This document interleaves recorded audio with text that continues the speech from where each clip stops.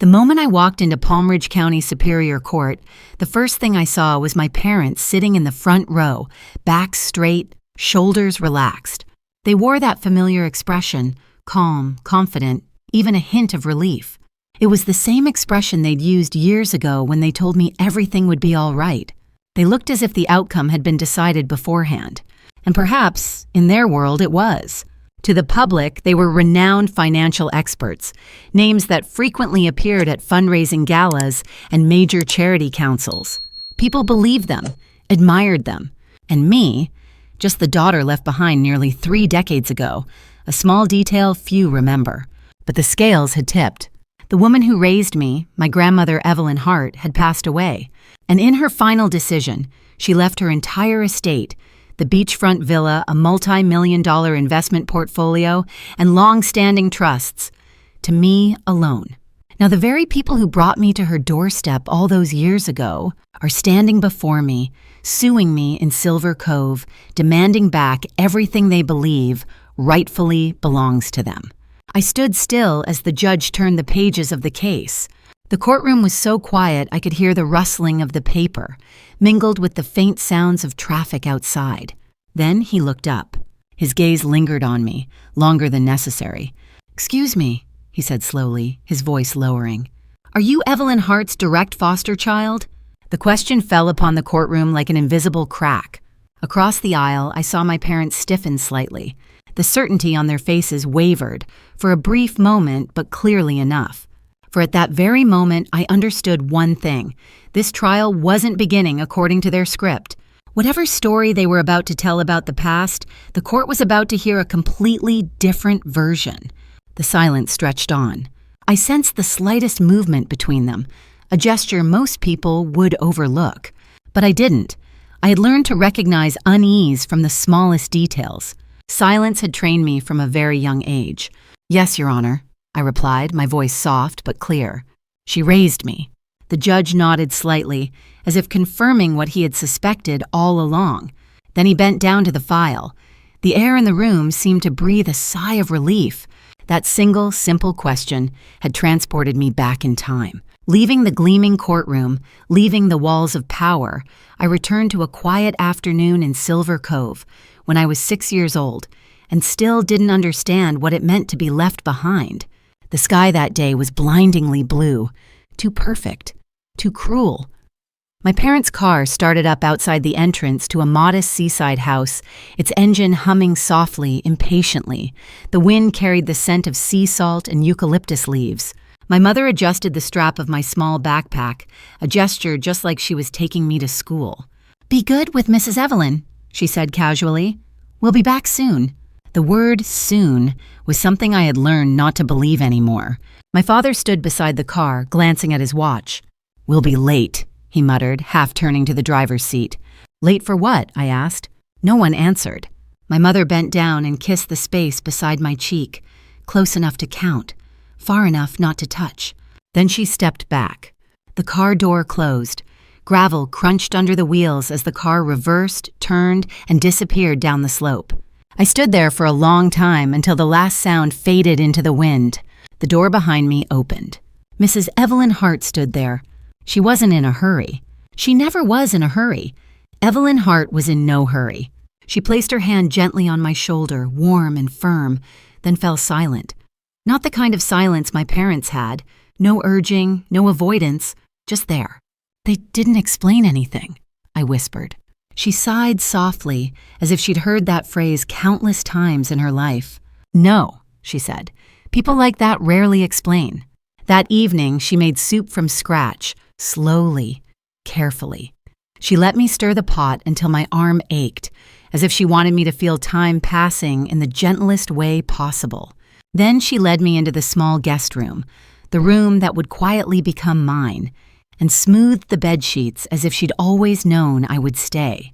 "Did they come back?" I asked. She sat down beside the bed for a long time before answering.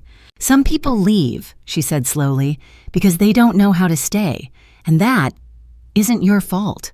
It was the first time in my life someone had spoken to me like that. Life with her gradually settled into a deliberate rhythm. She woke up early, read the newspaper from beginning to end. She believed that if something truly important deserved attention, not pressure. Every morning, she would point to a headline and ask, "What do you think they're missing?" At first, I didn't understand, but she was patient. She let me answer incorrectly, let me think aloud. Evelyn Hart had practiced inheritance law for over 30 years. She believed in records, in clarity, in saying what she thought before someone else said it for her. Memories aren't trustworthy, she often said. Papers are. When I was 12, she taught me how to organize files. At 15, she taught me to read legal language without fear. At 17, she gave me a leather-bound notebook. "For your own words," she said. "One day, someone will try to tell your story for you." My parents never visited. Occasionally, they sent cards, holidays, birthdays, the writing neat, cold, always signed jointly, never private enough for a reply. And then, I stopped waiting. The years passed quietly. I went to university near home. I went home on weekends. She aged, but her mind never slowed. She kept meticulous records, even of seemingly insignificant conversations. When she fell ill, everything happened quickly, but not chaotically. She arranged everything herself, doctors, paperwork, instructions. And when she died, the house fell into a suffocating silence. At the reading of the will, my parents sat upright, their eyes filled with anticipation. Evelyn Hart left her entire estate to her granddaughter. Not a portion, not a trust, everything. In that very moment, the silence changed color. Now, standing in the courtroom decades later, I look at them across the aisle. The same people who once left me alone at the entrance with my small backpack and a promise never kept. They saw the money. And I saw the woman who stayed. And as the judge prepared to hear the case, I understood one thing with chilling clarity. This was never just about inheritance. It was about which version of the past would be allowed to exist. And this time, I was no longer the silent child. After the will was announced, my parents didn't come to see me. No arguing, no shouting. Just a brief, calculating glance. Then they left. The room was silent. That silence spoke louder than any confrontation. Her lawyer, Richard Vale, stayed behind. He adjusted his glasses, looking at me with a strange, almost sympathetic look. "She anticipated it all," he said softly. "Anticipated what?" I asked, though I already knew the answer. That they wouldn't accept the decision. In the weeks that followed, I gradually understood what she meant. She had been preparing for this day, for decades. The house in Silver Cove wasn't ostentatious by coastal standards, but everything inside was impeccable. The drawers were neat. The files had a purpose. Property deeds, letters, handwritten notes, all dated, coldly precise. One afternoon, while tidying up the filing cabinet in her office, I found a folder labeled Personal Notes. Inside were pages of familiar, calm handwriting. "They believe time will grant them forgiveness," one line read. "Time grants nothing. Responsibility rests with the person." Another note, written years later. "If they challenge this, it is not because they are excluded, but because they must face the consequences." Those words did not enrage me. They steadfastly supported me. A few days later, I saw Richard again.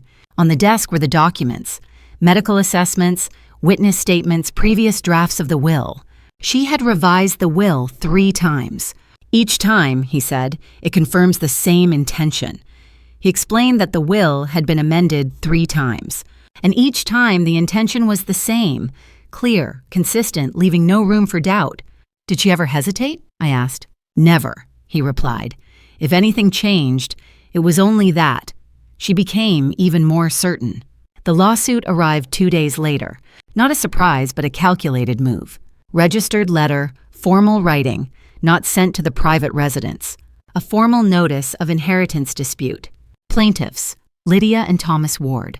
My parents alleged that I exerted undue influence, isolated my guardian, and exploited her cognitive decline. The irony would be funny, if it weren't so predictable. My lawyer, Richard Vale, called as soon as the file was received. "They filed a motion with Palm Ridge High Court," he said. "They say you manipulated her." I closed my eyes.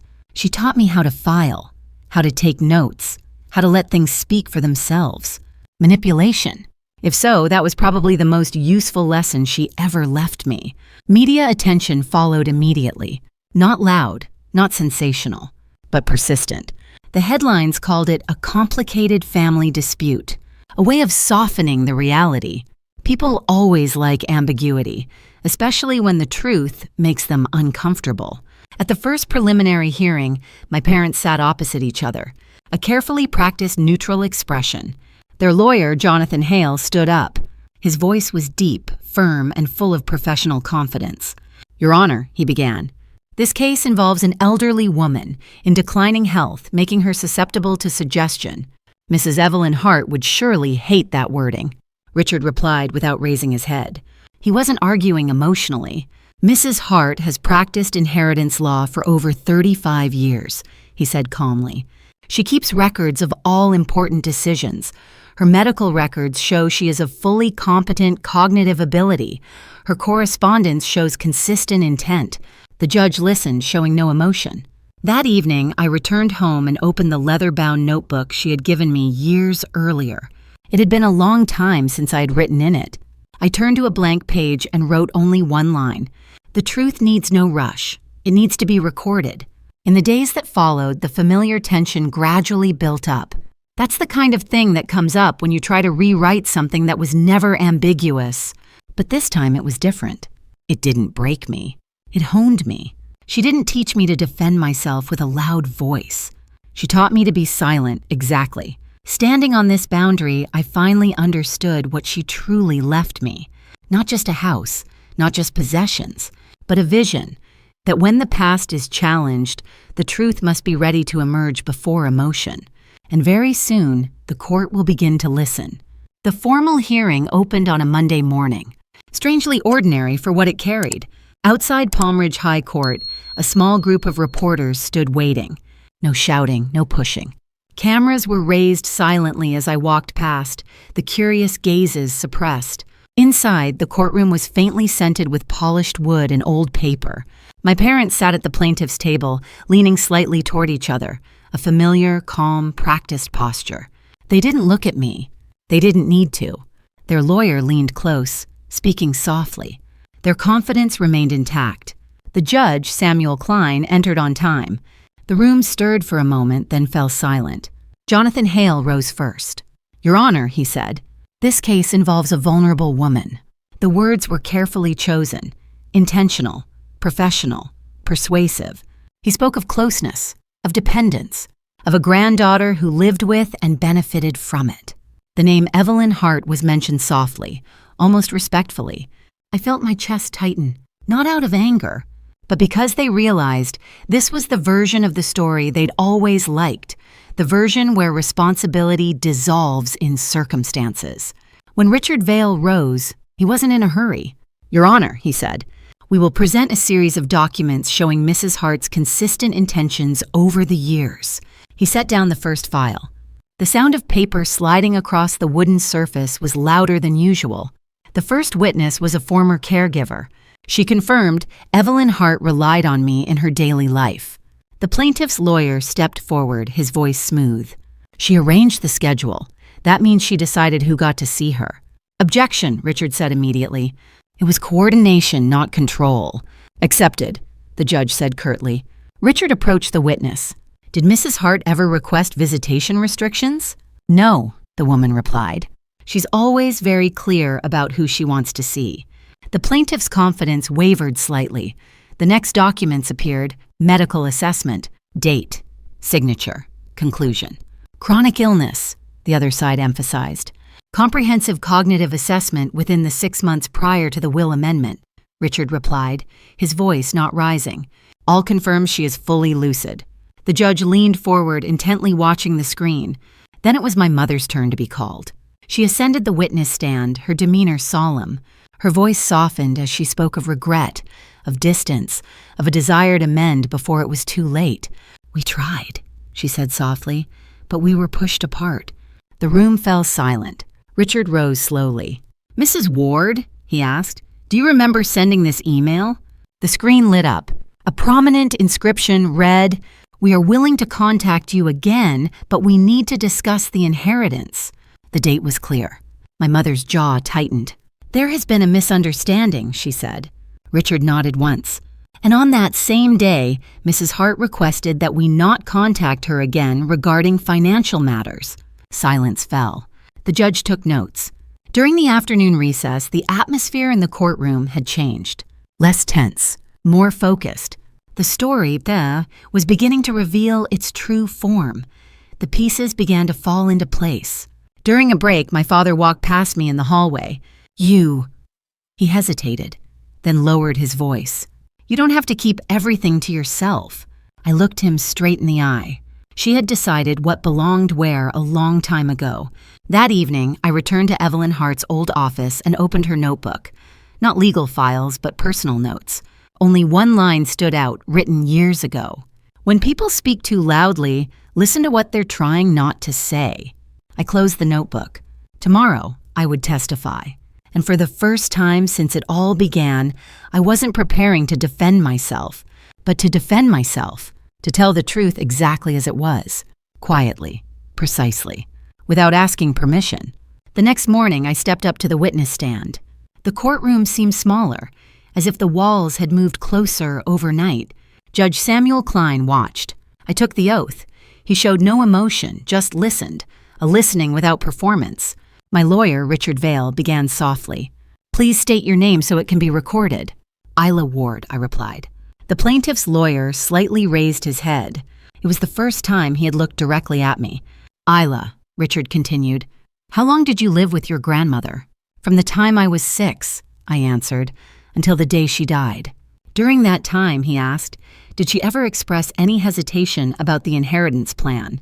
"Never," I said. "She said it very clearly, many times." "Did she discuss those decisions with you?" "Yes," I replied, "but not for advice. She informed me after she had made her decision." The lawyer on the other side rose and walked slowly. "Ms. Ward," he said, "were you previously financially dependent on your grandmother?" "I was a minor," I answered calmly. "She was my guardian. After that, I took care of myself." He smiled slightly. "But you lived in her house. You benefited from her resources." "I lived where she asked," I said, "and I contributed where she wanted." He paused. "Didn't that closeness influence her decisions?" I didn't hesitate. "Influence requires persuasion," I said. "I never asked." A soft murmur spread. The tactic shifted. "Did you ever restrict your parents' access to her?"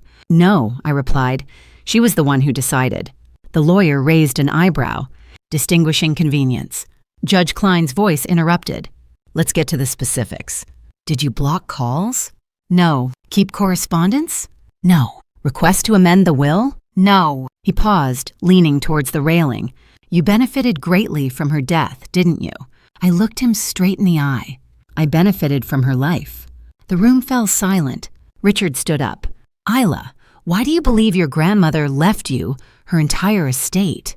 I took a breath. "Because she believed that responsibility comes with presence. She raised me. She believed in me." The lawyer on the other side chuckled softly. "Trust is not legal proof." Richard turned to the judge. "Permission to present Mrs. Hart's personal correspondence." The documents were brought forward. Richard read, his voice even and clear. I listened, not confused, not pressured. An objection rang out. "These are personal records." The judge examined them, then looked back at the plaintiff. "These documents are from the same period as the accepted files. The objection is dismissed." Richard continued reading. "My granddaughter never asked me for anything. That is why I trust her completely." My throat tightened. Not from grief, but from the truth becoming clear. The lawyer on the other side jumped up. "Emotional language does not equate to legal intent." The judge's gaze sharpened. "Intent is what the court is considering." The final question was asked, softly but profoundly. "Isla, did your grandmother ever fear this challenge?" "Yes," I nodded. "What did she say?"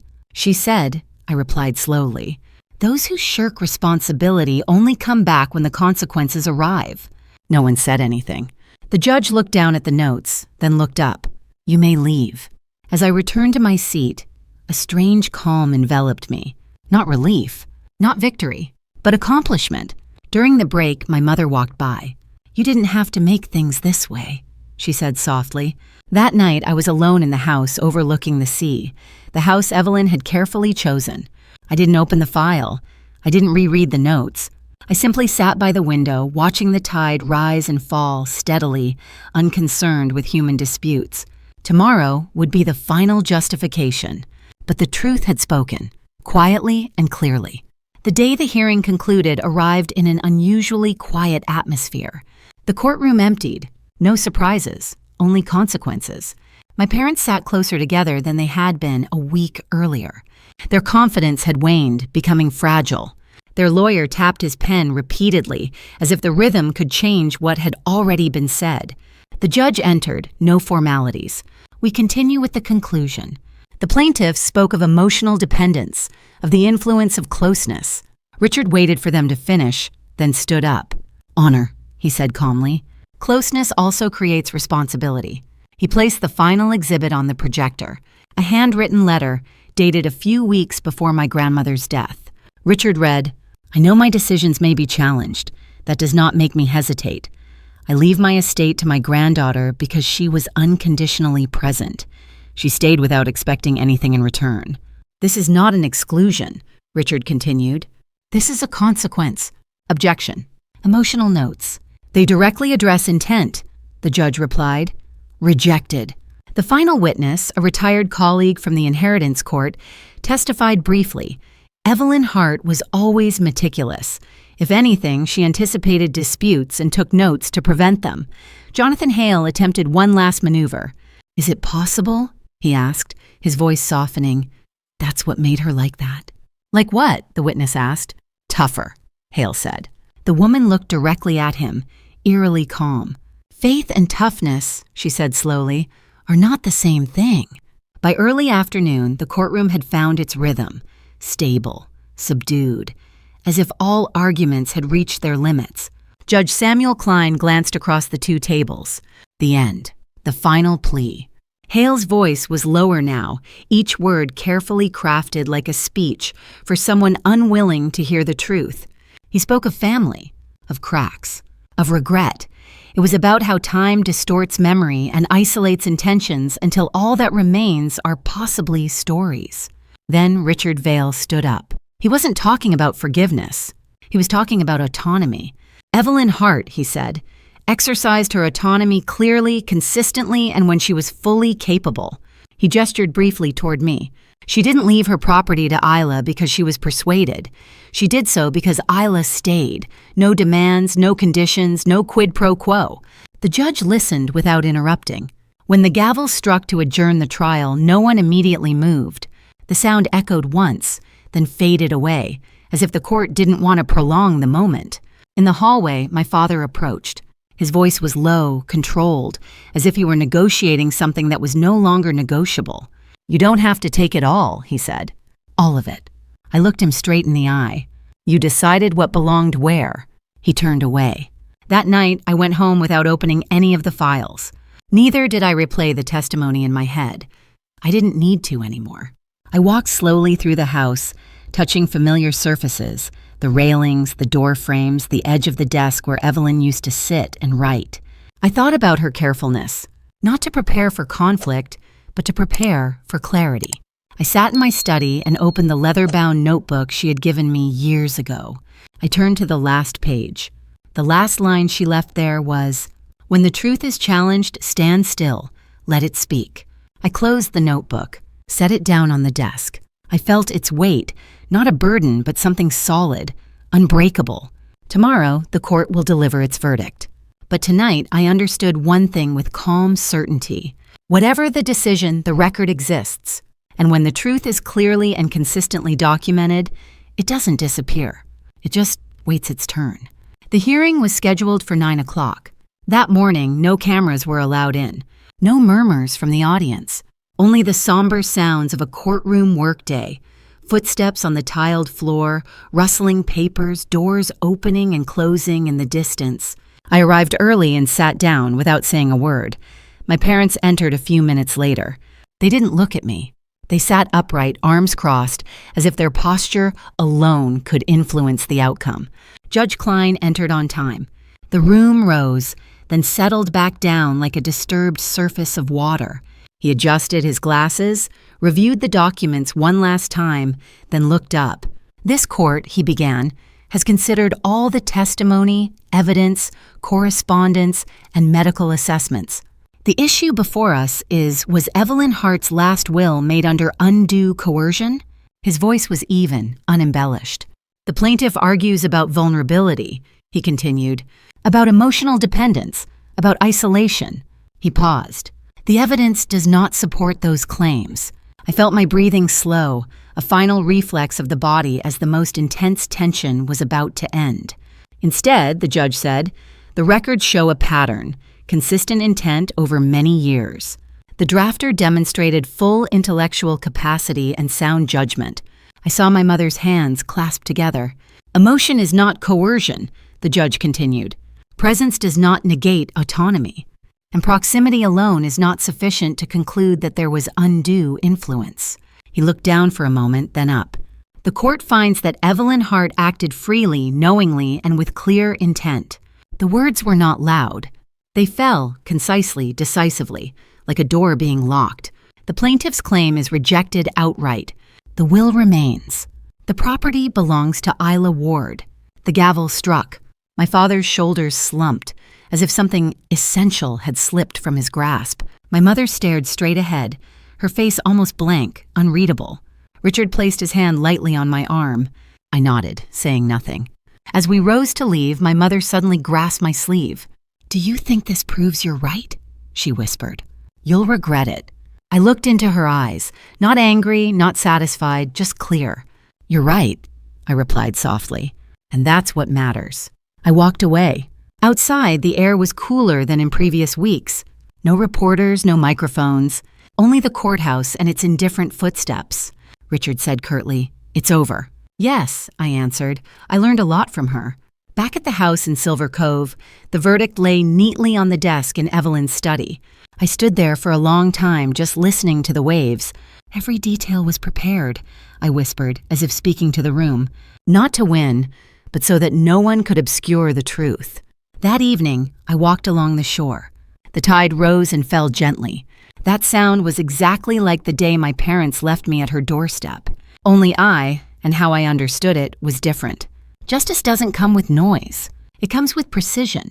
The days following the verdict didn't change abruptly. There was no miracle, no dramatic turn. The house was still the same.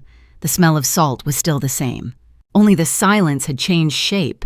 It no longer waited. It simply existed. Richard called again, brief, in his usual style. "The verdict is final, no appeal." "Thank you," I said, and I really meant it. That afternoon, I opened the drawers in my office, not to find more evidence, but to put them back in their proper place. Files were back in their place. Envelopes were neatly arranged. Her meticulous order became a kind of reassurance. As darkness fell, I walked along the beach. The sand was cold underfoot. The waves were even. I remembered the times when I was little she walked beside me, pointing out half-buried seashells and saying, "Nothing disappears. They just wait until you're ready to see them." The phone rang just as darkness fell completely. It was my father. I stood still for a long time before answering. "I've read your letter," he said. His voice was softer than I remembered. I said nothing. She wrote that Dad had ceased to be her son long before he made his will. She wrote that Dad chose convenience over responsibility. Those words hung between us, heavy but strangely calm. "I read it too," I said. She also wrote that it's never too late to face the truth. A long silence, then a breath. "I don't expect forgiveness," he said. "I just need you to know. I'm sorry." I watched the tide rise and fall, erasing footprints like an ancient habit. "I still don't know what forgiveness looks like," I said. "But pretending nothing happened is not." "I understand," he replied. When the call ended, I didn't feel relieved. I saw an emptiness and I left it there. That night, I returned to my study and took out my leather-bound notebook. I turned to an old note, written long before she fell ill. "When the truth is finally revealed, silence becomes necessary. Don't rush to fill it." I closed the notebook and let the silence do its work. In the days that followed, people began to contact me. Not reporters, not lawyers, but the people who had quietly crossed paths with Evelyn Hart, former colleagues, community members, those who had relied on her for support, and then left without needing any public gratitude. I listened more than I spoke. At the first meeting about the Hart Legacy Trust, one of the board members asked very softly, "Are you planning to change anything?" "Not yet," I replied. "At least not yet." No one argued, no one pressed, only cautious glances, as if they were measuring whether I would enter the legacy with pride or with understanding. One evening, as I walked around the house with the lights off, I stopped at the door of my study. The desk was empty. The chair had been pushed away. Nothing demanded my immediate attention. For the first time, the house no longer felt like a repository of the past, but more like a place that could hold something new. The trial clarified something I had always avoided. My parents took so much. They took my time. They took my sense of security. But they didn't take the most important thing. Standing there, listening to the sea sigh outside the window, I understood a truth that fell upon me gently. The victory in court doesn't fill the void they left. It only names that void. And calling it by its proper name without distortion or downplaying it is the first step in deciding what will come next.